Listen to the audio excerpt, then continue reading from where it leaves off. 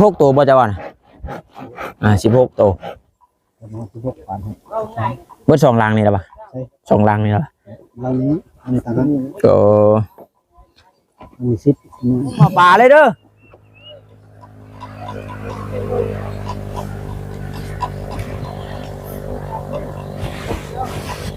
โอ้บอกเราโหดเราเฮ็ดเราได้ทำแม่ครับ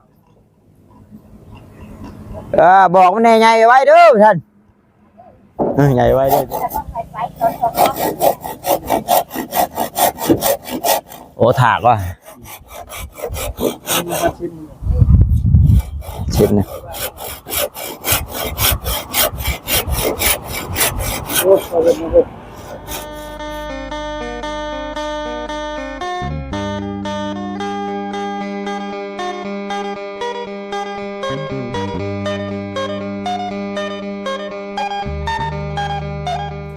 จะได้ไหมงามบ่งามบ่งามกะเกิดอยู่กับช้างเพิ่นพุ่นเด้องามดอกตกปอกก็คือน้องน้อยเนาะตกปอกคือน้องน้อยเว้าเองเด้อบ่มีไผเว้าได้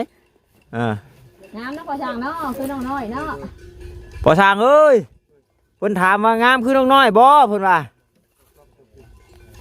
เพิ่นถามน้าย่องแน่ลูกสาวเพิ่นหั่นมันก็กำลังน้อยนี่ตะลุยอยู่คือน้องน้อยเป็นได้ไหนคือว่าคือคักคือแน่แท้ง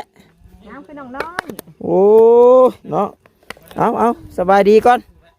สบายดีโดยเนาะสบายดีพี่น้องมาต่ออีกคลิปพี่น้องเนาะก็ยังสืบต่ออยู่บ้านน้องน้อยเพิ่นพี่น้องเนาะพอสร้างแล้วก็พูแดดก็ไม่อยู่พาขึ้นโค้งต่ำกินข้าวได้ไหมโอ้แดดของตากแดดเนาะตากแดดพิงไพ่อีกบาทเลย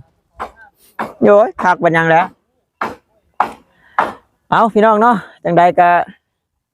ขอกราบทักทายสบายดีเด้อพี่น้องเด้อ FC กันเบิดสุขุสุคนว่าอยู่ทางฝั่งลาวฝั่งไทยหรือว่าทางต่างประเทศนำพี่น้องเอ้ยกันยินดีต้อนรับเข้าสู่ซองของบอตาบ้านเฮาคือเก่าเนาะนี่ก็ถือว่าคืบหน้าไปอีกแล้วพี่น้องเนาะทางเฮือนน้องน้อยเพิ่นมื้อนี้อาจจะแล้วอยู่พี่น้องเนาะส่วนยายไม้นี่เพิ่นเอิ้นไม้ข่าวเนาะไม้ข่าว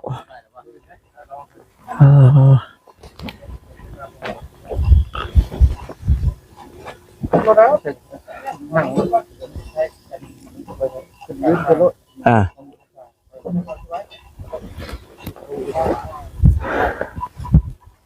เบิ่งพี่น้องเนาะเดี๋ยวขึ้นไปก่อนโธ่ผักกะหรี่บาทนี่เนาะก็เก็บได้ที่นี่ได้เนาะได้ดูระวังบอกเจ้าของด้วยระวังบอกเจ้าของคุณนะชาวบอลนี่ก็ชอดขีดินแล้วตุ่ม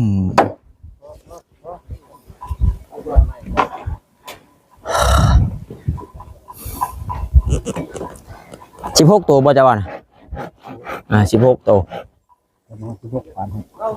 เบิด2ลังนี่ล่ะบ่2ลังนี่ล่ะลังนี้อันนี้ต่างกันก็มีซิปลังน้อย10เอาห้องโอ้แม่นแล้วตัวนี้ยืนออกมาเนาะ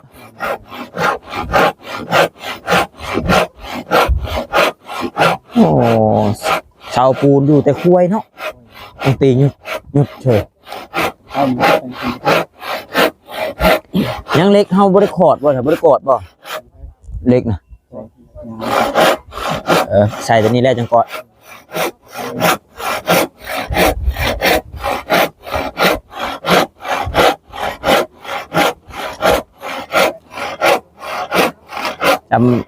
จำมีเงินไพ่โดดวงเดือนเท่าไรเนาะเดี๋ยวได้เรียบร้อยกลึบยังคนตีกันเดียวกันดีกว่ายังบุกล้าไป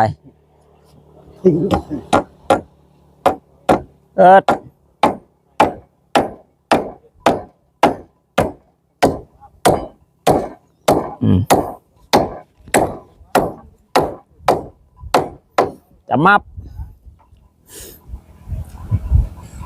หลังคาเป็นยาวสีอย่างนี้เนาะ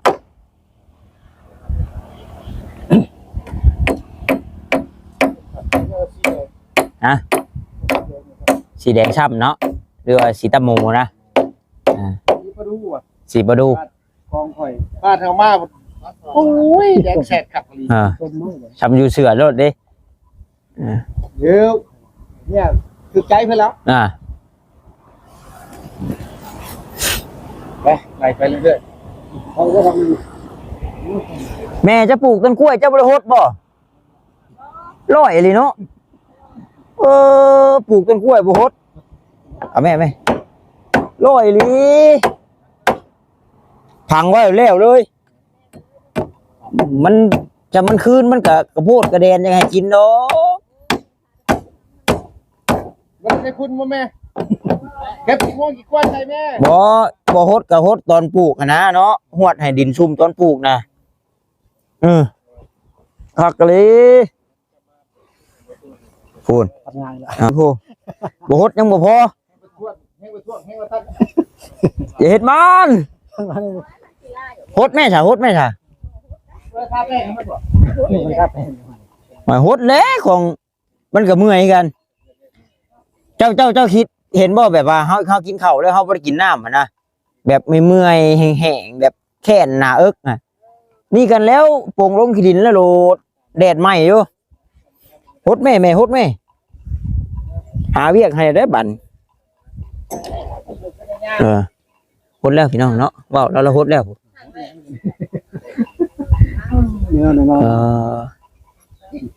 ว้าวเราฮดแล้วบั่นโอ้โคตรกับบริสุทธิ์หมดพื้นดอกหลายไปแบบฉันแล้วอันดินเอาคุดวานนี่กันเลยจับซอยบ่ได้แบบได้บ่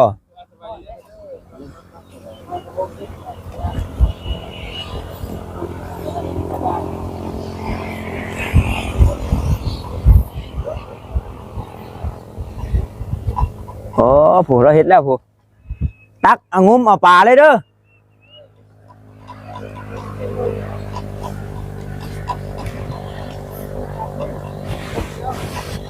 โอ้บอกเราโหดเราเห็ดเราได้ทำแม่ครับ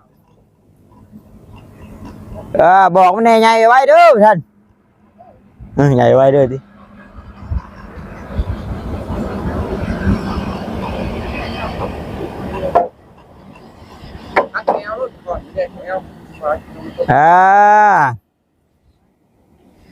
เอาตะปูนะหลังใช่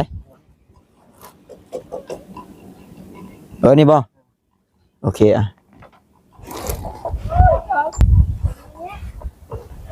น้อยสังกะสีมักสียังเลยบ่จะเชื่อว่ามันเด็ดขาดอยู่ฮะเอาตัวมักสียังชานี่รางวัลที่1ชอกเลยนี่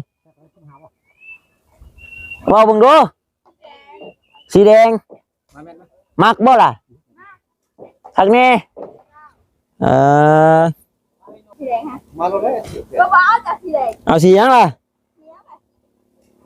เอาสบายดีแน่เอาก้มงามสบายดีป้าโตไหว้พระได้3เทื่อฮะเนาะ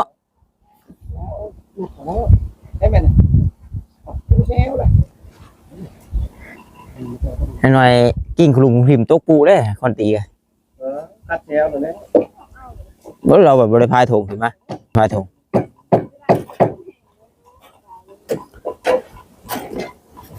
น้อยมีขันจ้องวะขันจ้องตัวมันตัวบริถือเอาที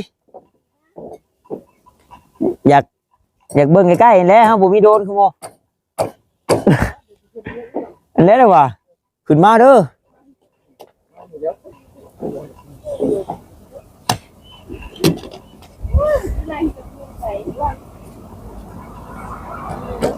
ความห่างจากเส้นมาจีแทกมาจีดึงฮะโอเค อันเกาะใส่หัวนี่เหรอกูได้จับไปผู้เห็นจับ พูดว่าจับไม่ละลาย ที่แล้วจะพ่อเวียดเพิ่นจังไปไหว้เพิ่นตัวน้อยเนาะบัดเฮาตัวใหญ่ลงโกะโกะ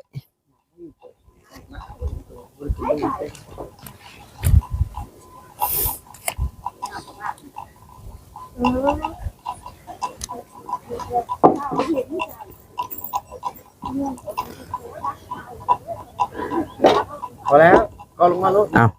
ดึง ลัง85บ่ฮอดดอกลายพูด พี่ มา85 นี่มือเจ้านี่85ตา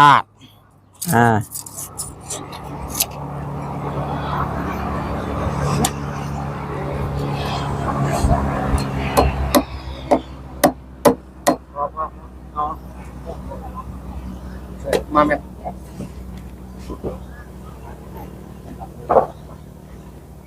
ครับ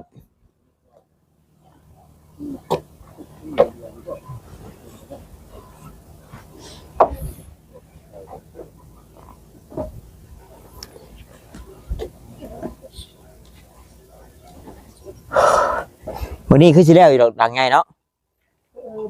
เฮ้ยว้าสิบ่แล้วเว้ยแล้วอีดอกยัง2-3อันนึงนี่แล้วเดนนึง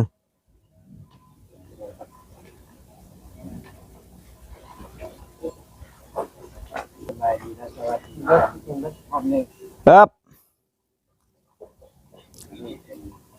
เดียว กุบหมวกก็ไม่ได้ถือเนาะรถโย่ขักก็แหละบัตรคอนบัตรอันนี้ข้างมันเจ้าออกเลย ราคา18นี่ไร80ลายทางเป็นลม80ที่ถามนี่ก็บ่แม่นว่าจุกจิกจุกจี้เลยพี่น้องอยากฮู้สิได้อยากฮู้ใช่โตเจ้าของนี่แหละแล้วก็เพื่อ FC ผู้เพิ่นอยากเฮ็ดเฮือนซำนี้สมมุติว่าอยากเฮ็ดน้อยซำนี้สินะ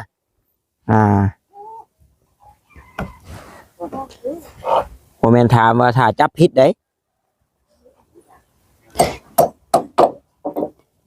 เอาก่อนเปลี่ยนกันเปลี่ยนเลย ตอนตกแล้วบ่ท่าแล้วนั้นบ่งาม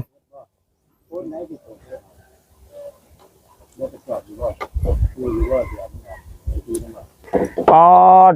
จีเข้าเลยเฮ็ดโพนใดเคยออกนี่เตรียมตัวรถเอ้ย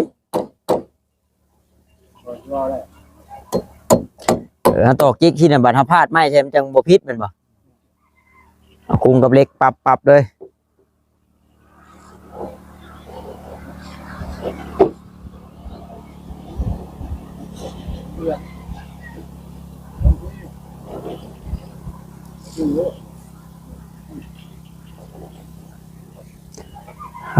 โธ่ไม่ชี้เขาตรวจ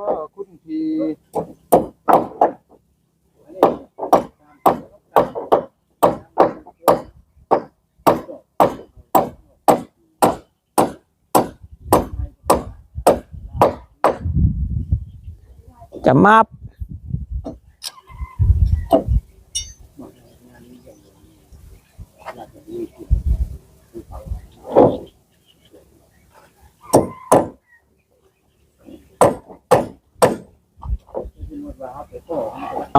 เอาอยู่ล้างเพียกที่ป่ะ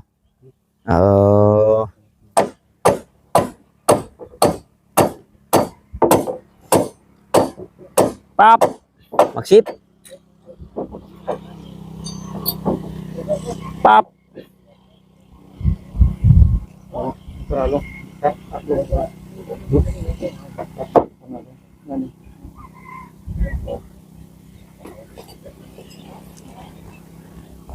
เอาได้ชู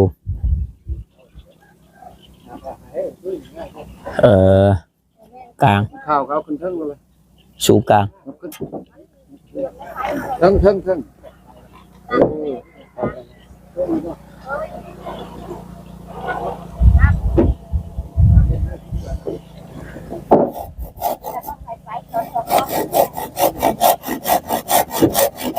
อ้ถากว่ะ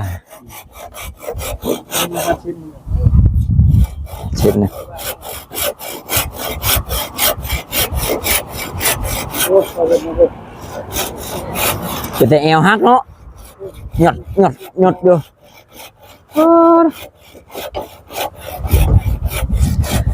ไปพี่น้องเนาะเดี๋ยวบอต้าพาลูกลุ่มก่อนพี่น้องเลยมันโลงเลงอย่าคือแขวก้นเถ่า มันต้นเขียว อย่าคือแขวก้นเถ่าเลยพี่น้องเงืองางอยู่ไปสู้ๆพ่อสร้างสู้ๆแดดที่ละลำเห็ดย่ามมันโมเมนต์ย่ามหนาวนี่พี่น้องเลยแต่เห็ดย่ามหนาวบัดทนแน่จังหน่อยเห็ดย่ามนี่แหละบ่คอยทนแดดไปพี่น้องไปลุมก่อนอึ๊บอะไรไปนี่ครับมาเอาเอาหันกล้องไปเราเห็นเจ้าอะไรคืออ่ะเอาซูมมึงอยู่สวัสดีเนาะหลีหันกล้องไปหลดฮะ น้องน้อยบ่อย เด้อหูเฮาผู้ ได้ สวัสดี ว่านจะงานดี กับอะไรน้องนิวว่าเด้อวันคือแคว ไว้น้อยไว้ ลูกกูกลัวเหรอ บ่พังกับของ ปอด ว่าแต่มันลงแล้ว มันลงแล้ว แล้วสิเป็นกล้วยบ่ มันเป็นแล้ว เป็นแล้ว เป็นแล้ว เดี๋ยวยาจะทำไม จะได้ไม่ยอมแพ้ได้คือนางจื้อคือแล้วบัดนี้ นั่งเลยเห็นนะจ๊ะ ใช้ถ้าพ่อไปใช้มายังผัวอยู่เมียไปผัวไปเมียอยู่บ่ เป็นยันว่าน้องสิไปเบิ่งบุญนั่นเด้บุญพระเวทนั่นเด้ นะเพิ่นบอกเพิ่นคุยกันได้กับอ้ายเพิ่นเข้าไปเมื่อกี้นี่ว่าโตถ่ากันเด้อว่าซั่น2 โมง 3 โมงนี่แหละกันสิมาสู่โตเพิ่นว่า น่ะ เฮานี่น้อง เพิ่นนัดกันแล้วเฮาเลยว่าไปจังได๋เขาอ้ายเพิ่นมาถ่ายคลิปอยู่ว่าซั่นเพิ่นเอารถไถไปได้เพิ่นว่า ตาสิเมื่อตะเว้นเรา เมื่อเลยอ้าย บ่ได้มีไผเมื่อตะเว้นนะ เอาตาดิจัง น้องเบิ่งบ่ตาเมื่อตะเว้นมันอ้ายเมื่อดึก บ่ได้เกี่ยวกันได้กับอ้ายน่ะ เข้าไป มาเดี๋ยวนี้ใคร เอาไปตอนหาโมง เลขกันก็เอามือเลขลาวกับเลขมาได้เลขลาวมันนั่นเลขมาได้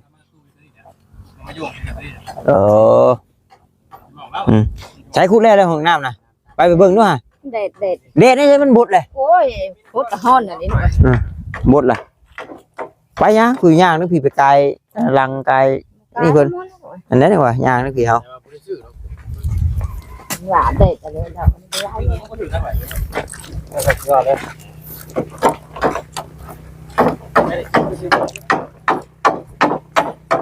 พอย่อมือ แล้วละ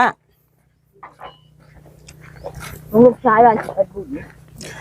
เฮาว่าเรื่องเลิกนะเฮาว่าได้แล้วเพราะว่าหน้าดินเฮาต่ำเด้ แม่ว่าพ่อบอกจำเลย พอเรื่องเลิกนะเพราะว่าเฮาสิเอาอันพ่นขึ้นมาสูงเต็มได้แม่เพื่ออันว่า แปลงงานอะไรพ่อเนาะลูก พอ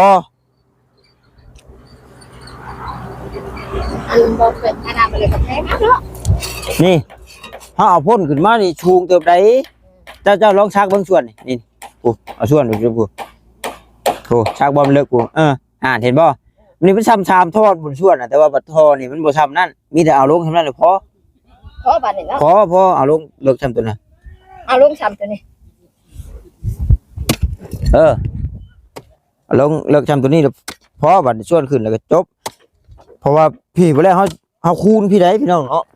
พี่เฮายังสิคูณทำพี่เบิ่งน่ะดินเฮาลงสูงนึงบ่แม่นเนาะถ้าเฮาขุดลงเลิกลายนั่นมันสิถมมันนั่นเฮาแฮง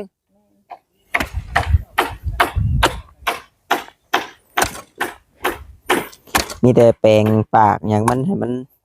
เกี่ยงมันเพียงก็เรียบร้อยแล้วยากเด้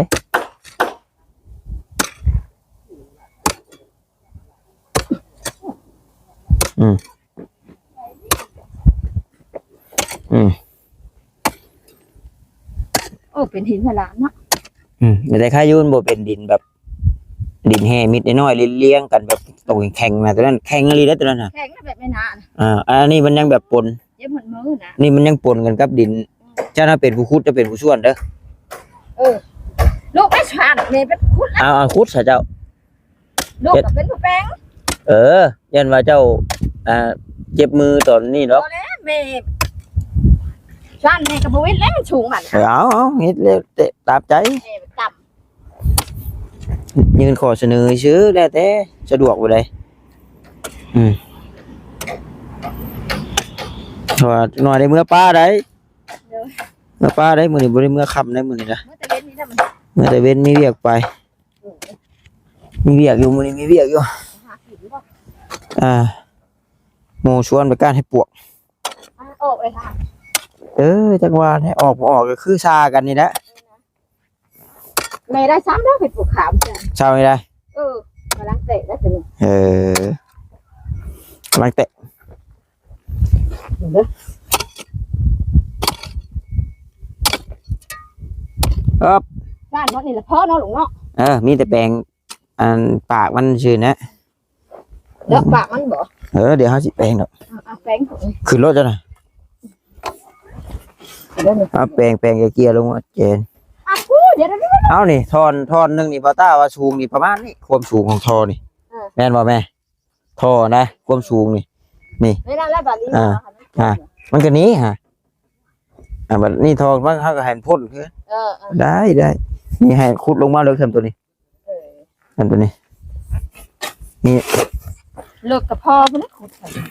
แม่จังแม่ที่นี่มาพีแม่ที่นี่มาพี เอาไปทำไรไผเป็นยัง ใส่รักเท่าได้ลูก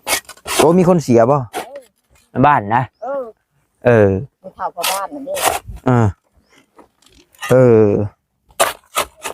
บ่มื้อบ่เป็นแม่บ่มี น้ำบ้านเนาะ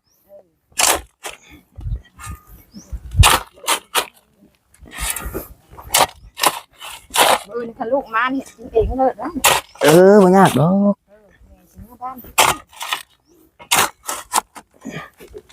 ใช้น้องน้อยว่าล่างข้างล่างมีได้อยู่ เป็นที่ใดน้องหน่อยนะ มันบ่อยากเห็ดกิน เป็นที่ใดคือบ่เฮ็ด อ้ายแล้วมันเฮ็ดนั่นแหละมันจะมีสี ยันบุติตีจ้ะแซ่บเบิดนะหมูเฮ็ดแล้วเฮาติเฮาอยาก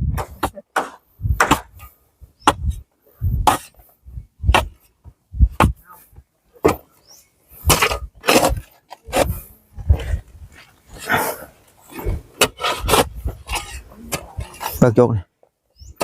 อันนี้ถ้าพ่อมาอันนี้ เอามาใช่พอไปรีนอนนะเบิ่งนี่ เพราะว่าจับมืออะไรมืออะไรได้บ้านเลยเด้อ โดยแม่เมื่อกับเมื่อเท่านั้นแหละ แม่กันยากลูกก็จากมือบุกไปดิน วู้เล็กยังชื่อชื่ออยู่ได้ฮะเอาเลขรถวะฮะเลขยังล่ะเอาเลขรถเท่านั้นเลขรถเท่าเลขเอียนได้เลขเอียนก็เลขลิงออกเลขหันบ่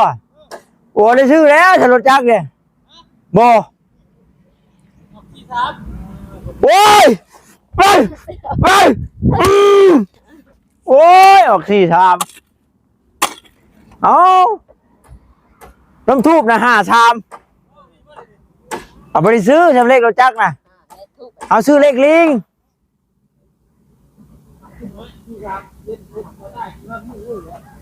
โอ้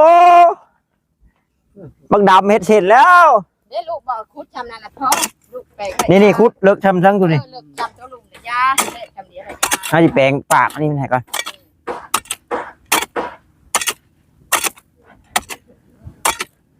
ปอออกเลข5โอ้ยน้ำทูบนั่น2-5-3ออก4-3โอ้พี่น้องเนาะมันคือมาเฮ็ดใส่ใจ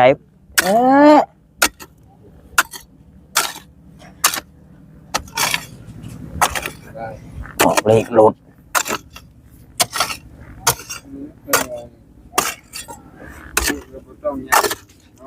ฮะ จ้างกับข้าวนี่เนาะเนาะ โอ้ยได้โทรมีได้บ่อยู่บัดนี้ฮะ ช่วงที่จะชมอยู่ อ่า เอ้ามันแล้วเลย เออผมเรียกแล้วบัดเนาะ ชมแล้วและพอดีแล้วแปลงงามได้แล้ว ก็ว่าเลิกกันตัวนั้นเนาะยังหลายคนอยู่ดอก คนอยู่ดอกสิบบาทเนาะ หลายคนอยู่ชอยกัน แล้วผมเรื่องนี้ผมทันมีดอก ได้ยินน้องปัดชัยว่ามี1,000นึงนึงด่ะ มี1,000ก็ได้แต่แช่ง แต่ว่าให้พ่อบ่พ่อน้องเรามีแต่ว่าผู้ใดอยากช่วยก็ช่วยลูกได้เอ้าวันนี้ว่าเป็นลูกได้บ่พอ1,000นึงเนาะนิวเนาะ โอ้ยเสียยังบ่พอคือแช่งตรงนั้น แต่ถูกแต่หัวสวบมันก็บ่แม่น300,000 400,000จ้ะหัวสวบน่ะเท่าใดก็จักว่าราคาพุ่นจักฮะฮะธรรมดาได้บัตรทอมันก็200,000ปลายบ่หน่อยใช้ยิกนี่ใช้แล้วเล็กยิกไป เอ้าว่าอยู่ว่าน้อยบ่น้อยได้ 30,000 บาท เฮ็ดเฮือนน้องชุดใจก็30,000 เอาผ้ากระตากมาใส่เลยรู้แล้ว ผ้ากระจาดมันก็ต้องมี แม่นต้องได้ ได้เทได้หยังคือกัน ได้ใช่คือเก่ามีรถคันนึงว่ายังบ่ใช่ว่าเป็นมาใส่มาใส่ก้อนมาทันนานั่นเพิ่นมาดูนั่นเอากันขุดไว้มาเลยมาใส่มาใส่ ว่าน้องเพิ่นว่าเอาเด้ออ้ายเด้อว่าซั่น เพิ่นตกมานี่เว้นกรรมนี่ได้นี่ เอาโกย หลายเลยอยู่บ่เป็นไง ยามเด้อขอเด้อยามเด้อ มันมานี่ เอาลูกแปลงให้เลยชวนโอ้เอาเออกินน้ำกูเด้อพอเด้อโอ้จังว่า FC เพิ่นถือจักหน่อยยันว่าเพิ่นซื้อขึ้นซื้อลงได้ คือดึงหมูจะให้เจ็ดคือครับ ฮั่นทูบนั่น2 5 3มันออก4 3ต่อ FC จักว่าเพิ่นถืออยู่จักว่าเพิ่นซื้อขึ้นซื้อลงออกรางวัลที่1นะ ยังไงเนี่ย เด้อเฒ่า ดาวเย็น บรรลุคำว่าถือว่ากินของกรรมการออก เด็ด เดี๋ยวมึงอยู่ในกฎกติกาได้ตัวนี้ เลยเฮาได้ตัง เอาก็เดียวว่าตัวเฮารุ่นนี่ตัวเฮาซื้อแบบบ้านเฮานี่มันต้องถ่ายรางวัลที่1พี่ติเฮาซื้อเลขกดบ้านเฮาน่ะเลขจดบ้านเฮาน่ะมันต้องถ่ายรางวัลที่1พี่ติ อันไหนก็ได้เบิด ฮะ อันไหนก็ได้ แม่นบ่ เอ้าจะซื้อบนได้ถึงจะว่าแท่งแล้วเดียวกันนะ บ่เป็นได้เป็นดีเอ็ด ขอคนที่มุกชุกพี่น้อง เอาพังนำนี่จับหน่อย 20 ผี เอ็ด ตามที่อยู่อ่ะ 53607 เลขหมู่เอ้ยบ่แม่นเลขเป็นนามนะเนาะ มิน เลขเป็นนามนะ งวดวันที่2พฤษภาคมพุทธศักราช2569นะคะเลขที่ออก อร่อยเด้ เนาะ 77 โดยที่ โอ้ รางวัลที่หนึ่งนะคะ เมื่อยเด้ คนเดียวได้เถอะไม่ได้เหรอยอดใหม่ถูกไหมว่าอยู่ รางวัลค่ะเลขที่ถูกรางวัลคือ5 แล้วไอ้ยาวเอ้ยแล้วรถจ้ะนะแล้วเฮาว่าเฮาสิช่วยก็ เสียใจน้ำลายมูก จริงแล้ว ย่อมแล้ว เอาว่าเฮาสิช่วยก็บ่ได้ช่วยแล้ว เจ็ดมีกันว่าจังไงคนก็มีกัน เล็กมิน เลยนะ เย้ถือรางวัลที่1ถือกินเต็ม ก็เจ็ดเหนียวด้วยทีเนาะ เมื่อยเลยเนาะ เก็บอีกแล้ว 77 เด็กนั้นเด็กมิน เด็กมินเด็กรถไอ้เตียง เป็นตัวเราอัน ใช่นี่เสียบ่ ตรวจก่อนตรวจก่อนโอ้โหมันถึงตรวจอยู่เผื่อมันยิ้มเป็นเนี่ย โอ้ออก7เบิ่งตรวจก่อนเฮากับบางทีมันยิ้มแป้นบางทีรถ ม่วนเลยนะยังว่า วันที่ลงเรือเนาะตรวจก่อน มีขับรถมืออยู่บ่ดิ ตรวจสลากกินแบ่งรัฐบาลบ่เฮาบ่ได้คอยซื้อได้สำเร็จ ว่าอีนั่นสิละไทยเนาะ เลยไปเป็นไทย อ๋อ ว้า343พี่น้องเนาะออกเลขรถเบาตะเลขรถจักร เก้าสอง เบรกขยุย นอนไก่หน้าผากนะมันว่า ที่หอม ก้ยเบรกขยุยโอ้แล้วลุกกัน ให้คุณเมื่อนอน เมื่อกายละพะ อยู่เพื่อนนะ โอ้เนาะ ถ้าหน้าบูด โอเคซะหน่อย หน้าบูดชัก โอ้ชอมือสวัสดี ความเสียใจด้วยค่ะ ค่ะพี่น้องเนาะอกหักละบุถึกเลขโอ้นี่พี่น้องเนาะมันออก